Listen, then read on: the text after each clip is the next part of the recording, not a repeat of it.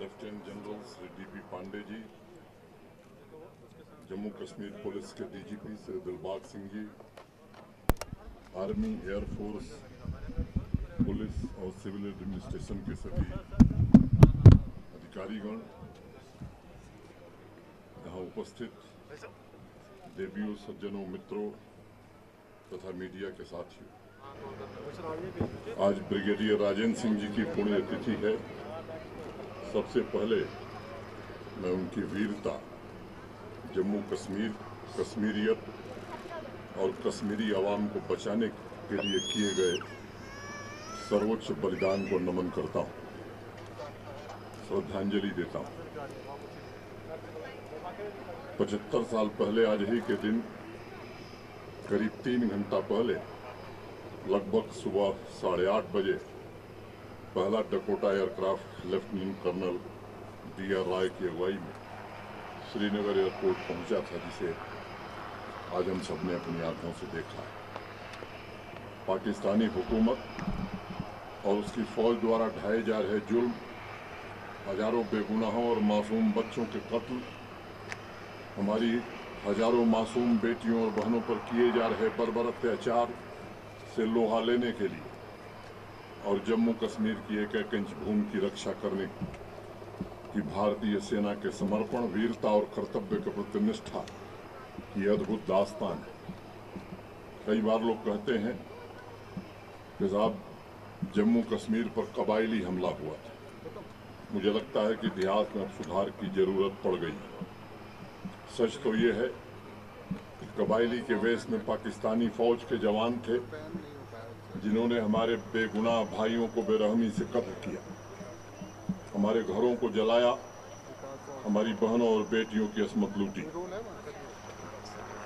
लोगों को सच्चाई समझनी होगी कि हमारा पड़ोसी आतंक का पर्याय आज नहीं बना है। आजादी के बाद से ही आतंक को पालने पोसने का काम कर रहा है। 22 अक्टूबर को ब्लैक डे पर जम्मू कश्मीर के नौजवानों ने जुनैद मीर की अगुवाई में एक कार्यक्रम आयोजित किया था। मैंने भी उस कार्यक्रम में शिरकत की थी और मैंने एक बात कही थी कि नई पीढ़ी को बताने की जरूरत है कि विश्व में आतंक के सबसे बड़े रहनुमा हमारे पड़ोसी मुल्क ने सिर्फ 99 के कारगिल आक्रमण में ही नहीं झूठ बोला, बल्कि 75 साल से झूठ बोलता चला रहा है और निर्दोष लोगों की हत्या में शामिल रहा है। मुझे याद है, कुछ पुराने दस्तावेज मैंने पढ़े हैं और आज ही के दिन 1947 में दिन के 3 बजे दिल्ली को मैसेज भेजा गया था कि बारामूला में पाकिस्तानी आतंकियों ने तबाही मचा रखी है। लोगों के घर, अस्पताल और चर्च जला दिए गए और सभी डॉक्टर्स, नर्सेस को मौत के घाट उतार दिया गया। अभी हमने साक्षात अपनी आंखों से सब देखा। बारामूला की सड़कों पर उस दिन सिर्फ आतंक था, चारों तरफ बिखरी लाशें थीं। सभी धर्मों के लोग, चाहे वो हिंदू हो, मुसलमान हो, सिख हो, ईसाई हो, जो भी थोड़े बहुत जिंदा बच गए थे, उन्होंने घर द्वार छोड़कर पहाड़ों में शरण ली थी।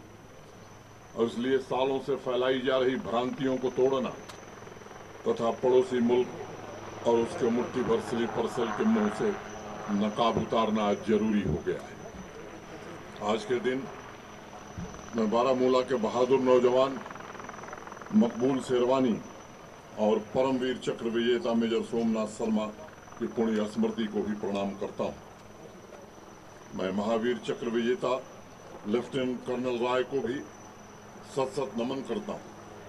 अगर 27 तारीख की रात को उन्हें सिर में गोली नहीं लगती तो सैकड़ों पाकिस्तानी आतंकियों को उन्होंने मौत के घाट उतार दिया होता। चिनार कोर के साथियों को मैं 3 नवंबर की एक छोटी सी कहानी बताना चाहूंगा, जो मैंने दस्तावेजों में पढ़ी है। 700 पाकिस्तानी आतंकियों ने श्रीनगर एयरपोर्ट पर कब्जा करने के उद्देश्य से 2 बजे दोपहर में आक्रमण किया था, लेकिन मेजर सोमनाथ शर्मा और उनकी टुकड़ी ने बहादुरी से सामना किया और उनके नापाक मंसूबों को कामयाब नहीं होने दिया।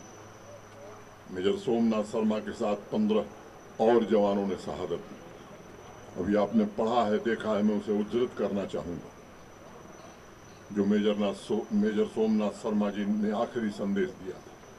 The enemy are only 50 yards from us, we are heavily outnumbered, we are under devastating fire, I shall not withdraw an inch but will fight to the last man and the last round.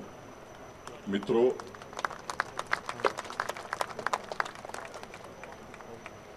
मातृभूमि की सेवा में इससे उच्चतम मानदंड नहीं हो सकते बलिदान।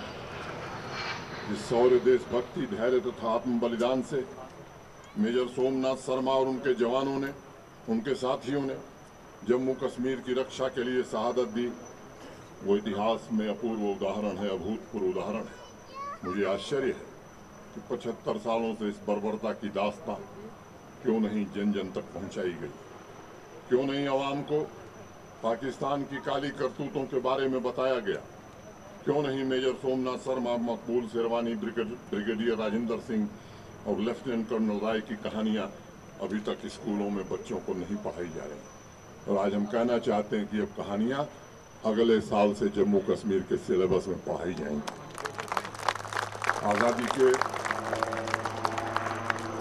अमृत महोत्सव पर्व पर हम सभी का ये दायित्व है कि मातृभूमि की रक्षा करते हुए अपने प्राणों की बाजी लगाने वाले इन शूरवीर योद्धाओं की कहानियां हर बच्चे की जुबान पर। मित्रों, श्रीनगर 1947 की पीढ़ी ने राहत की सांस ली थी जब 4 और 5 नवंबर की रात को शहर की तरफ बढ़ रहे ट्राइबल लश्कर के वेश में पाकिस्तानी फौज को श्रीनगर से पहले ही त्रिकुल बल के पास हमारे वीर जवानों ने मौत के घाट उतार दिया था और उनकी साजिश को नाकाम कर दिया था। दिल में कश्मीरियत और जुबान पर एक ही नारा, तेरा वैभव अमर रहे माँ हम दिन चार रहे न रहे। ये हमारी भावना है, ये हमारे वीरों की संस्कृति है। जम्मू कश्मीर का हर एक नागरिक हमारे दिल का, हमारे शरीर का अटूट हिस्सा है। मानवता के सबसे बड़े दुश्मन ने हमेशा आतंकवाद को विश्व भर फैलाने का काम किया है और कोई भी सभ्य समाज ऐसा नहीं है जिसको तहस नहस करने की कोशिश नहीं की है।